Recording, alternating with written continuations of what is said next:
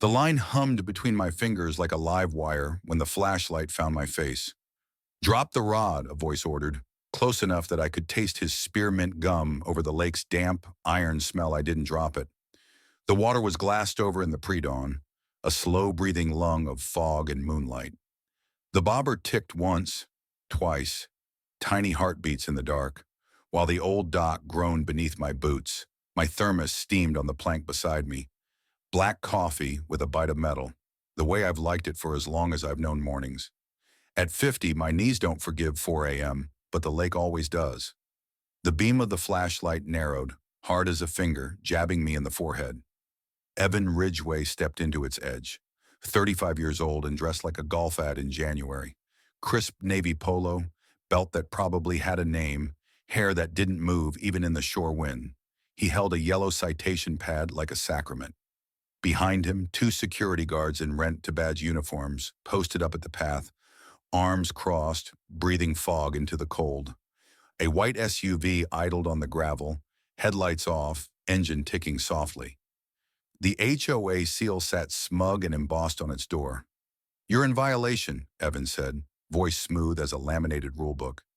He didn't look at the lake, not once. The flashlight shone on my face and blinded me. Fishing is prohibited on community property without an amenity ban and an approved risk permit on weekends. You are trespassing. You are also disturbing the peace. I blinked away the glare. "It's Thursday," I said. "Thursday rolling into Friday," Evan countered fast.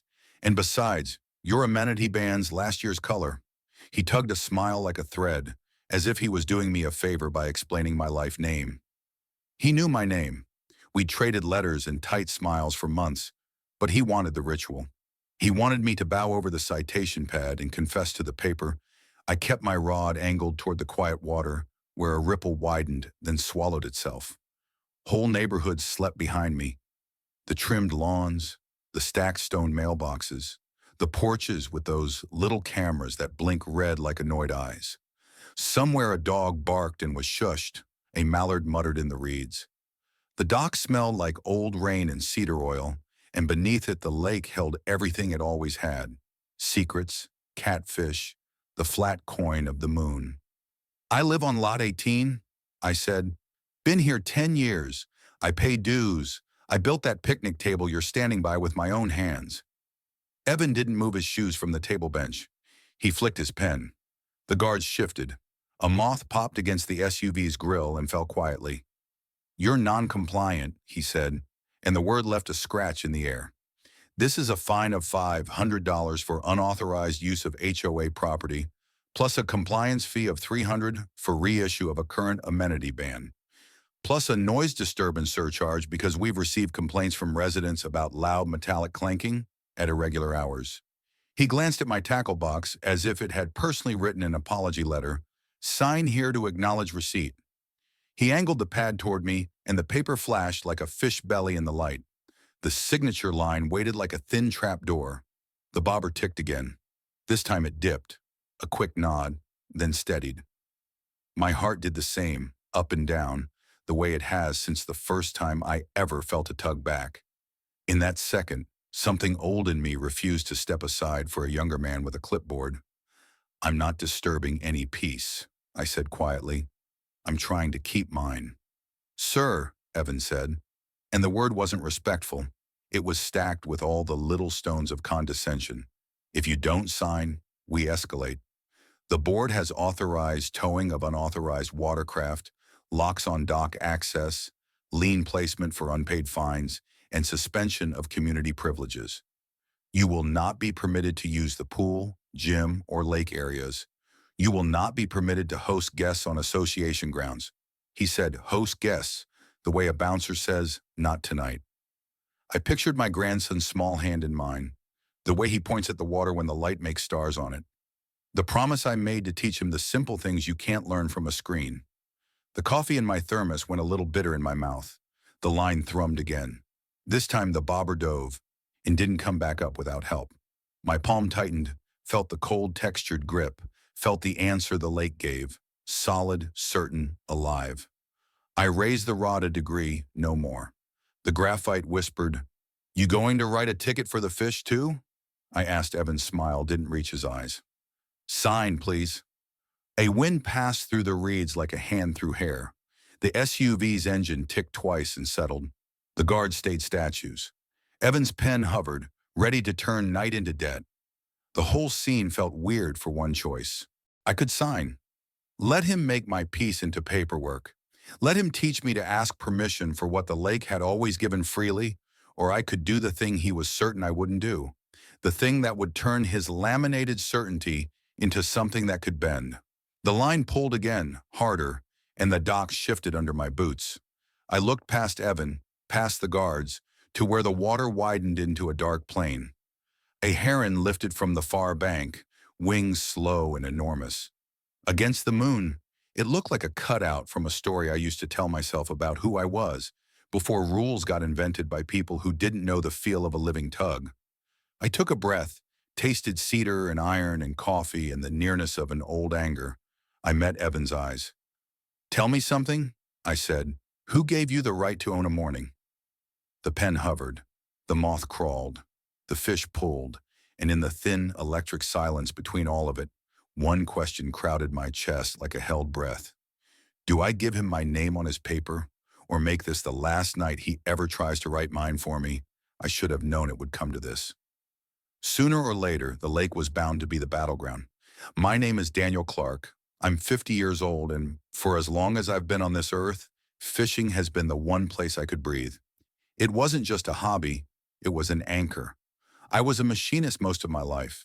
The kind of work where your hands learn patience, where every micrometer matters. I spent 30 years in the hum and grind of a factory until the company folded and we were all shown the door. That was 5 years ago by then. I'd already bought this little place on the cul-de-sac, lot 18, the one with the maple tree that turns fire orange every fall. I thought it would be my last move. I'd planned it that way. My wife Janine had passed years earlier and the house was too quiet. But the lake just behind the homes, quiet, wide, sometimes silver, sometimes green, made it bearable. When my daughter Emily brought her son, my grandson Tyler, down on weekends, the boy would squeal when we cast lines. He'd sit on the dock swinging his short legs, asking if the fish knew his name. And I'd say, of course they do, buddy. Fish never forget. That lake wasn't just water, it was memory. It was the last place I had real conversations with Janine before the illness took her. It was where Emily confessed she was scared to raise a boy alone. It was where Tyler learned patience, waiting on a bite without giving up. But for Evan Ridgway, the 35-year-old president of our HOA, it was nothing more than a line item in a budget and a stage to flex his authority. He moved into the neighborhood only 2 years ago. New money, fast talking, and always with a tablet in his hand. His first act as president had been to cut down 3 old oak trees near the clubhouse, citing liability because a branch had fallen on a car. The trees had shaded the playground for decades. He replaced them with a sign, Future Pavilion, coming soon. The pavilion never came. The sign still stands. The first time I really crossed paths with Evan was over my mailbox. I'd painted it a dark forest green, the same shade as my tackle box. Evan showed up one Saturday with a printout of the HOA guidelines and informed me the approved palette allowed only weathered white charcoal gray or sandstone beige. He called it a minor infraction and told me I had 30 days to repaint or face a $100 fine. I remember laughing at him, not because it was funny, but because it was absurd.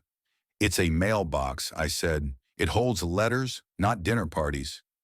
He didn't laugh. He wrote me up. That was just the start. Every little thing turned into a citation. Grass an inch too high. Warning, leaves not bagged on Sunday evening. Fine garden gnome by the front steps. Visual disturbance. I started a binder just to keep track of his notices. The man thrived on paper. But the fishing, that was the sore spot. He hated the idea of residents using the lake freely. He claimed it was unsafe and that the liability insurance was through the roof.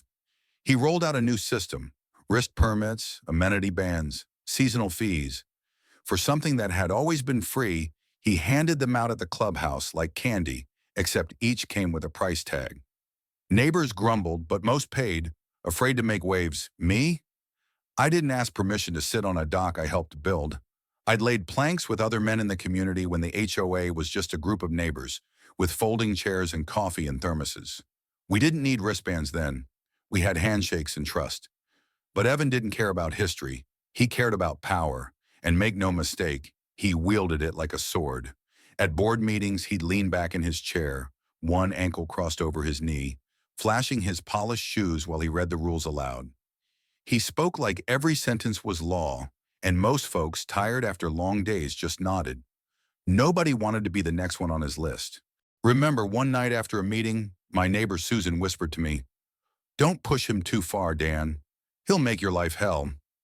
She said it like a warning, eyes darting as if the man himself could materialize in the hallway. At first, I brushed it off. I wasn't scared of paperwork. I wasn't scared of a man 15 years younger with a smug smile. But over time, the constant pressure wore at me. Every notice tucked into my mailbox felt like a stone in my chest. The stress crept into my sleep. Sometimes I'd wake at 2 a.m. staring at the ceiling fan, wondering if I'd missed some rule, some technicality he'd twist into a new fine. Still, I held my ground. The lake was the hill I'd chosen to stand on. When Tyler tugged my sleeve and asked if we could go fishing, I refused to let Evan be the reason I said no. That's why, on that cold morning with the fog breathing off the water, when Evan showed up with his guards and his flashlight, I wasn't just a man with a rod. I was a man defending the last place in this world that still felt like mine. But here's the thing. The more I resisted, the more I could feel the tide turning. Evan had been circling me for months. Every rule, every fine. It wasn't random. It was a campaign, a slow tightening of the screws. He started sending newsletters with lines that felt aimed directly at me. Certain residents have repeatedly violated lake usage policies. Some members continue to ignore amenity renewal requirements, burdening the association with unnecessary enforcement costs. No names, but the implication was clear. I could feel eyes on me at block parties, the hesitant glances of neighbors who didn't want to get involved. Emily, my daughter, told me to let it go. She's 30 now, practical, protective of her boy dad, she said over coffee one Saturday. You've worked too hard all your life to let some HOA bully stress you into a heart attack. Just pay the stupid ban fee, it's not worth it. But it was worth it because it wasn't about money. It was about dignity. It was about memory. And if I gave Evan that inch, he'd take the lake, the dock, and everything it meant to me. Still, I began to sense the storm building. Evan wasn't just enforcing rules. He was building a case. He wanted me broken or gone. And as much as I hated to admit it, Susan had been right. Evan was the kind of man who could make your life hell. The lake was only the beginning.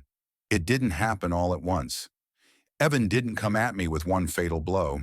He came the way a snake coils, slowly, patiently, each loop tighter than the last. At first it was the fines. He slapped one on me for leaving my trash bin at the curb. Too early, though I'd wheeled it out at 7 p.m. the night before pickup. Bins may not be placed curbside prior to 6 a.m. on collection day. The notice read, bold and smug. Another arrived the following week for failure to maintain lawn edges. He claimed I'd let the grass creep 2 inches over the sidewalk. I measured it myself, half an inch at most. But the paper didn't care.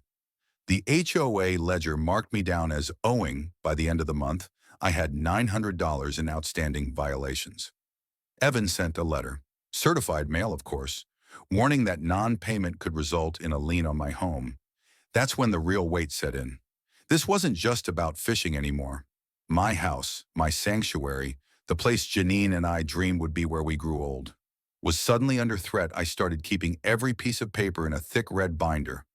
Violation letters, emails, newsletters, even the certified envelopes themselves.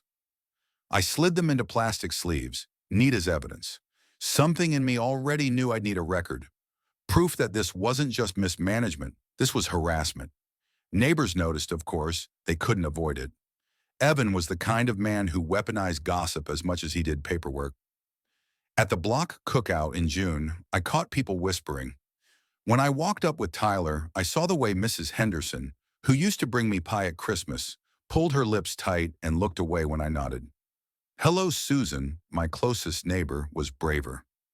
He's targeting you, Dan, she whispered as we stood by the grill, Tyler chasing fireflies in the grass. He wants to make an example out of you. Why me? I asked, though part of me already knew. Because you don't fold, you don't play along. He can't stand that. Her words stuck with me because she was right. I'd pushed back where others shrugged and paid, and Evan needed a villain in his story, someone to point to and say, look what happens when you don't obey. By July, Evan escalated one morning. I came outside to find a bright orange sticker slapped across my shed door.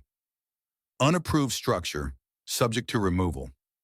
I'd built that shed 15 years ago, well before Evan ever moved in. He cited lack of HOA pre-approval as grounds for violation. Another week, I found my dock access keycard deactivated. I called the HOA office, and the receptionist said, sorry, sir, your amenities are suspended pending compliance. I could hear Evan's voice behind hers, coaching the words. Then came the letters to Emily. He somehow got her mailing address and sent her copies of my violation history.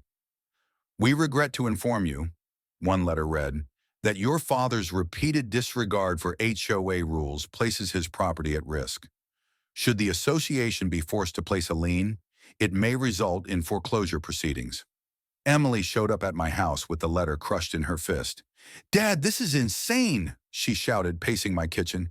He can't threaten you like this. He thinks he can, I said quietly, sliding her coffee across the counter. But I've seen men like him before.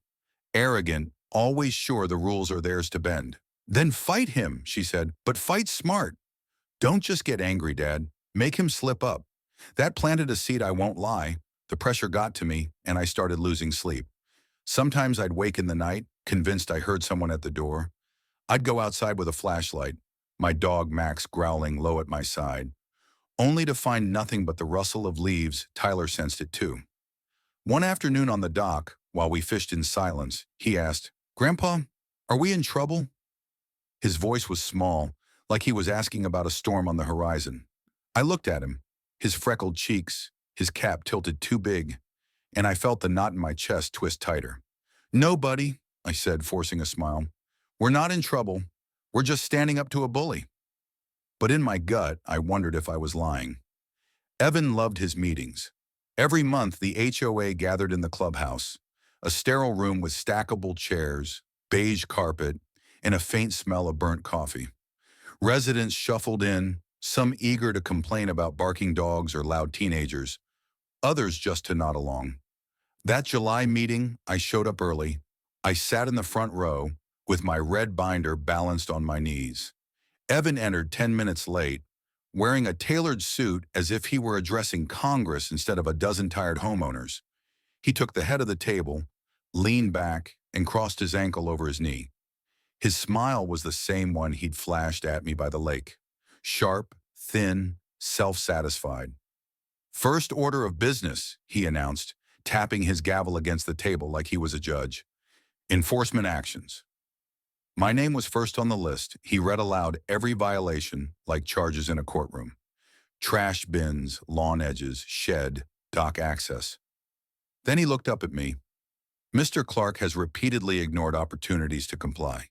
His behavior threatens the integrity of our community standards. I stood. My voice shook at first, but steadied as I spoke. My shed predates your presidency. My dock key was deactivated without cause, and my grass has never been more than half an inch over. That's harassment, not enforcement. Murmurs rippled through the room.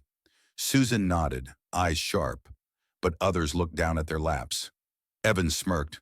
Mr. Clark, if you wish to contest, you may do so through the Compliance Review Panel, of which I am chair. The arrogance was thick enough to choke on.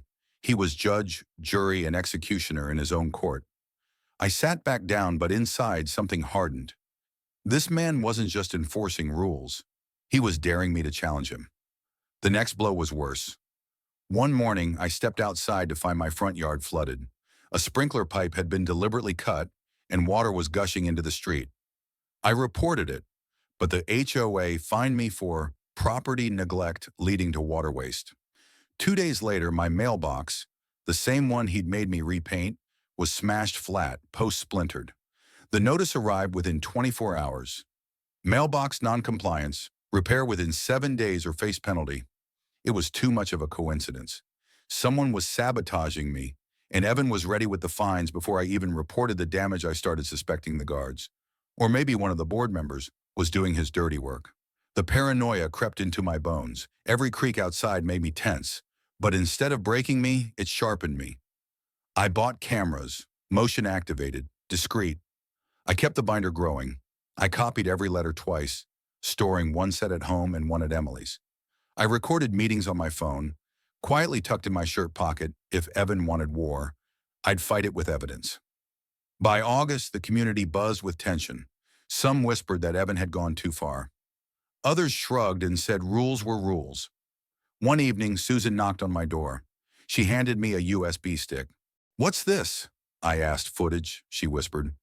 "My husband set up cameras after Evan tried to fine us for a missing gutter screw.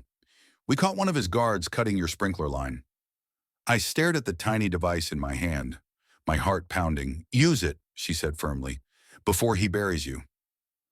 That night, I sat at my kitchen table, binder open, USB plugged in, screen glowing. The footage was grainy but clear enough. One of Evan's uniformed guards, crouched by my pipe with a knife, glancing around before slicing through plastic. A few minutes later, the same guard walked toward Evan's SUV, climbing in with a satisfied look. The knot in my chest loosened into something else. Resolve. For months, Evan had pushed, certain I'd break, but now I had proof, and proof was heavier than any fine he could write. The rising tide had reached its peak. The breaking point was coming, and I knew exactly where I'd face him. At the next board meeting, his throne, his courtroom, his stage, where the whole neighborhood would be forced to watch the night of the August board meeting, the clubhouse parking lot looked like a county fair. Cars stacked bumper to bumper, neighbors filing in with folded arms and nervous eyes.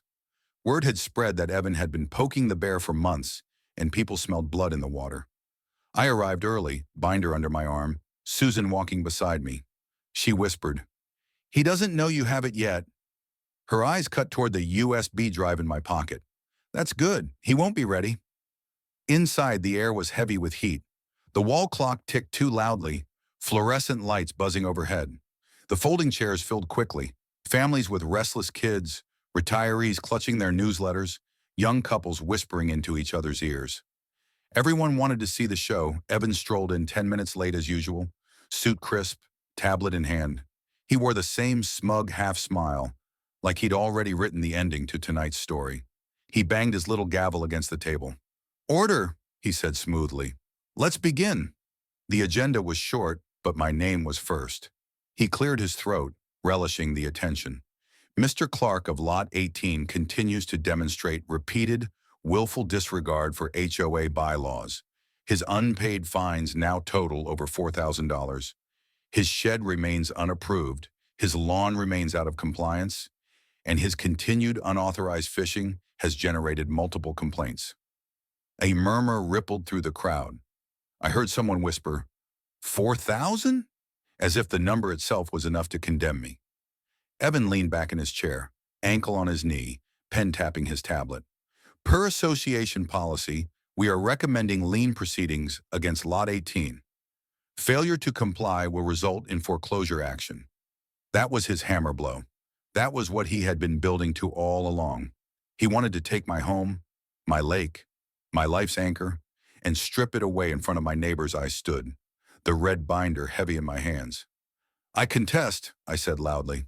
My voice carried, surprising even me. The room hushed. Evan smirked. "Of course you do, Mr. Clark. You may present your statement, though I caution you, this board is bound by the bylaws." "Bound by the bylaws," I repeated slowly, "or bound by your word?" A ripple of nervous laughter rolled through the chairs. Evan's smirk twitched, but he waved a hand. "Proceed." I opened the binder. Each page, each sleeve, shined under the harsh lights. Violation letters, emails, fines, months of harassment displayed like a stack of accusations. "For month," I began, "this man has waged a personal campaign against me. Every blade of grass, every mailbox screw, every fishing trip turned into debt on a piece of paper. Evan cut in smoothly. The board enforces rules equally for all residents. I slammed the binder shut. The crack silenced him. Equally? Then explain this. I pulled the USB stick from my pocket, holding it high like evidence in a courtroom. Susan wheeled in a small laptop and projector we'd arranged earlier. Gasps rose from the crowd as the screen flickered to life. The video played. Grainy night vision, timestamp clear. One of Evan's uniformed guards crouched by my sprinkler pipe, knife flashing as he sliced plastic. The water burst forth, flooding the yard. The guard glanced around before climbing into Evan's white SUV parked at the curb. The room erupted in shouts, gasps, and voices overlapping. Someone yelled, "That's his SUV!" Another cried, "He staged it!" Evan's face drained of color. He surged forward. "This is inadmissible," he barked. "Unauthorized surveillance. Taken without permission." I raised my voice above the noise. "You sabotaged my property, then fined me for it. You cut my line, then tried to hang me with the rope." The crowd turned like a tide, voices crashing together. Retirees who'd once kept quiet were shouting, "Shame!"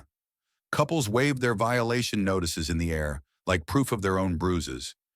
Neighbors who'd been silent for fear of retaliation now found their voices. Evan pounded the gavel.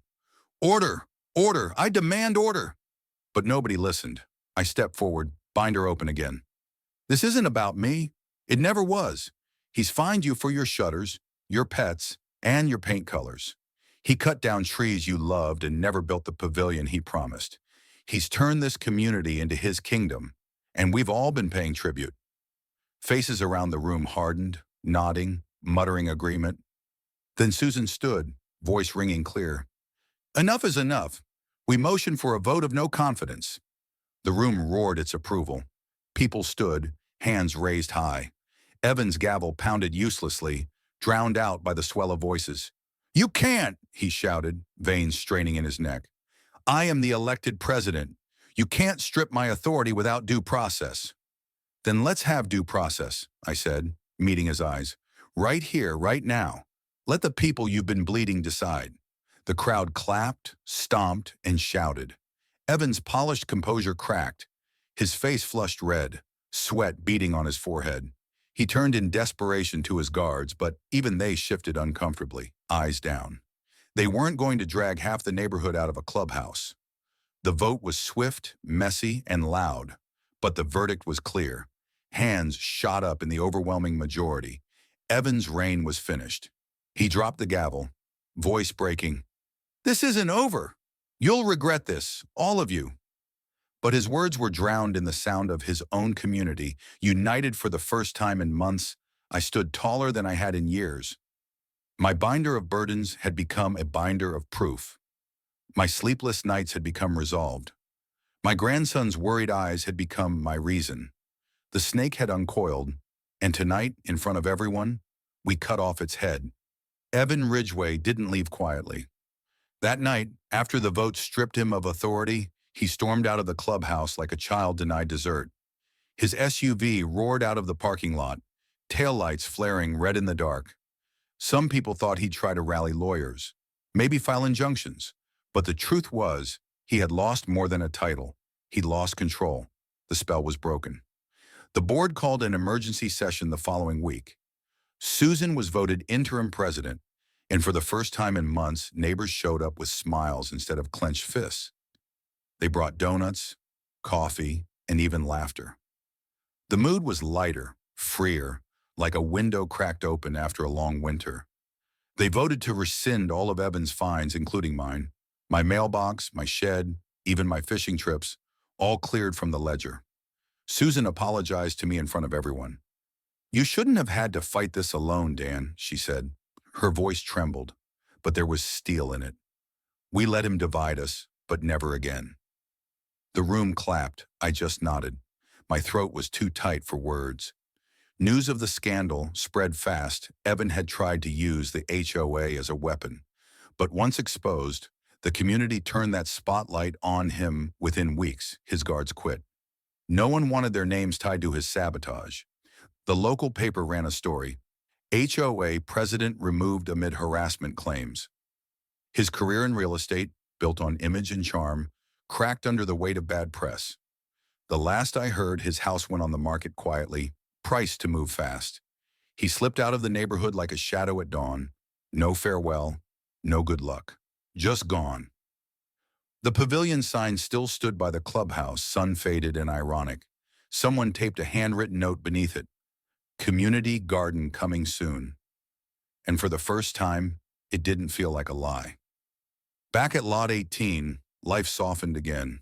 The orange violation stickers came off my shed, the red binder went back on a shelf where it belonged, and the dock key card worked again. Tyler and I returned to the water the next weekend, lines cast under the morning mist. He asked, "Grandpa, did we win?" I looked at his wide eyes, the bobber dancing on the ripples. "We did, buddy," I said. "Not just us, the whole neighborhood did." He grinned, satisfied, and focused back on the water. I watched him, small hands steadying the rod, and felt a quiet pride settle over me. Not the kind that shouts or pounds its chest, but the kind that knows it kept a promise. I hadn't just saved a lake, I'd kept a piece of childhood alive. For him, for me, for all of us. Standing up to Evan had cost me. I'd lost sleep, lost trust in my neighbors for a while, even risked my home. But in the end, the fight gave something back too. It gave me proof that a single person, even one tired, middle-aged man with a fishing rod, can draw a line and say, "No more." Power only works when people believe it's absolute. Evan thrived because we were too tired, too busy, too afraid to push back. Once someone did, the whole structure cracked. I thought about Janine often in those quiet mornings by the lake. She would have shaken her head at me, worried I was too stubborn, but she also would have smiled, knowing I never let someone steal the place where her memory lived. That lake wasn't just water, it was her laughter, my daughter's tears, my grandson's questions. That's what I had been protecting all along. Not just property, not just dignity, but memory. The sun rose golden on the lake the next morning. The water caught fire in the light, glass turning to molten bronze. I reeled in, Tyler beside me, his face lit with joy as he pulled his first real catch. A wriggling bass, small but proud. He looked at me, breathless, and asked, "Do you think the fish know we won?" I laughed, deep and long, the sound carrying over the water. "Oh, they know," I said, and for the first time in a long time, power can be abused, rules can be twisted, and bullies can dress themselves in authority. But freedom, true freedom, comes from standing firm, from saying this far and no further. It comes from remembering that a community isn't built on bylaws, but on people. And as long as there are people willing to fight for dignity, no HOA president, no bully, no man like Evan Ridgway can ever own the morning.